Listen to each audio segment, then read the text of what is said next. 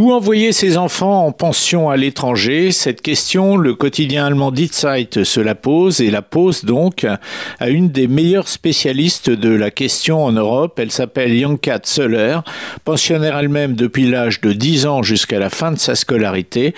Elle a travaillé ensuite à l'étranger pendant quelques années.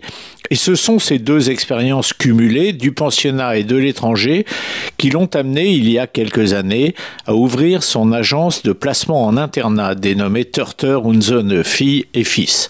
Elle conseille et oriente les enfants de familles souvent très aisées vers des pensionnats au Royaume-Uni, aux États-Unis, au Canada, mais aussi en Allemagne.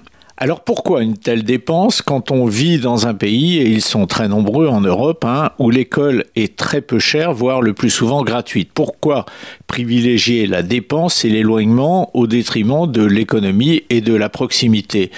Pour Janka Zöller, la première réponse tient dans la crise de l'école publique. Les problèmes dans les écoles publiques se sont aggravés, explique-t-elle, notamment pendant la pandémie, avec pour maître mot la pénurie d'enseignants. Fin de citation. Alors dans les pays anglo-saxons où le secteur public est moins développé, le privé est certes souvent un choix plus évident et il est d'ailleurs fréquent que les parents s'endettent pour payer la scolarité de leurs enfants. Les classes y sont plus petites, donc meilleures. Alors pourquoi le choix de l'étranger maintenant?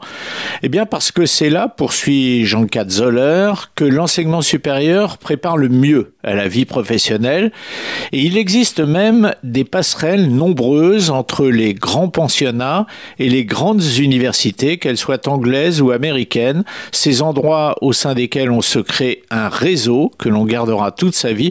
En fait, c'est juste une question de moyens. Si on peut le faire, alors il faut le faire.